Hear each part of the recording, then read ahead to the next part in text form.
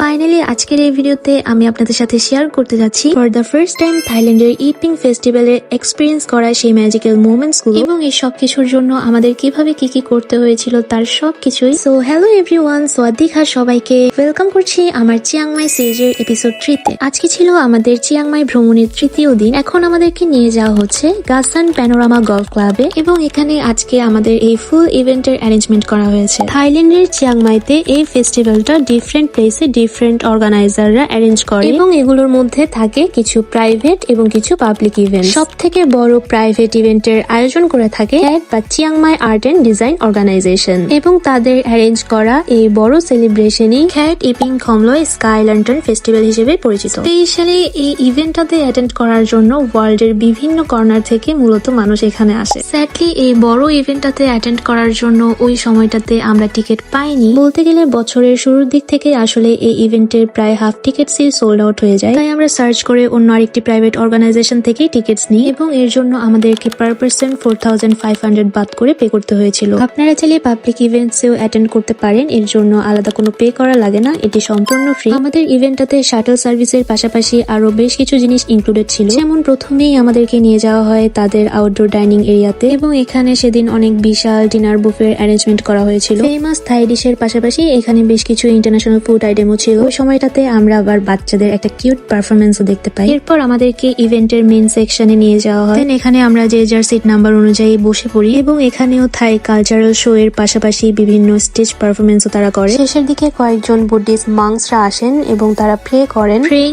শেষে সবাইকে ফানুস ওড়ানো নিয়ে কিছু বেসিক ইনস্ট্রাকশন দেওয়া হয়। ফাইনালি সবাই কাউন্টিং স্টার্ট করি এবং একসাথে সবাই আকাশে ফানুস ওড়াই। এক্স্যাক্টলি ওই সময়টাতে আসলে সবকিছু ড্রিমই লাগছিল। কেন জানি এক মুহূর্তের জন্য এটা মনে হচ্ছিল যে আকাশে যেন সব জায়ান্ট ফায়ারফ্লাই উড়ে বেড়াচ্ছে। ফানুস ওড়ানোর সময় সবাই আকাশের দিকে তাকিয়ে মন থেকে নিজেদের উইশ গুলো প্রে করছিল। তো এখানে কিন্তু প্রত্যেকের জন্য আলাদা করে 3টে ফানুস দেওয়া হয়। তাই আমরা 2 জন মিলে সেদিন টোটাল 6টা ফানুস উড়াতে পেরেছিলাম। সাথে সবাইকে আবার টোট ব্যাগসও দেওয়া হয় যাতে আমরা নিজেদের স্টাফস গুলো ইজিলি ক্যারি করতে পারি। বাই দ্য ওয়ে, এখানে কিন্তু সবাই প্রপারলি ফানুস উড়াতে পারছিল না, অনেকেই ফানুস ফুরিয়ে ফেলছিল এবং অনেক জায়গায় আগুনও লেগে যাচ্ছিল। সো আমরা ট্রাই করছিলাম প্রপার ডিস্টেন্স রেখে কেয়ারফুলি সবকিছু করার। এরপর আমি একটা ক্রাথং নিই, যেটা আপনারা আমার হাতে দেখতে পাচ্ছেন। বিভিন্ন ফুল আর কলাপাতা দিয়ে এটা বানানো হয়। এখানে মোমবাতি ধূপকাঠির সাথে একটি কয়েনও রাখা হয়। মূলত সবাই নিজেদের দুঃখ কষ্টগুলোকে এই ক্রাথং এর সাহায্যে জলে ভাসিয়ে দিয়ে তাদের জলের দেবী মেই খংকাকে প্রে করে থাকে এবং থাই ভাষায় এটি লয় ক্রাথং ফেস্টিভ্যাল হিসেবে পরিচিত। থাইল্যান্ডে ইপিং এবং লয় ক্রাথং ফেস্টিভ্যাল সেম দিনে সেলিব্রেট করা হয়। ফাইনালি উইশ লিস্টে থাকা সেই ড্রিমি ইভিনিং আমরা একসাথে সেলিব্রেট করলাম, যেটা আমাদের জন্য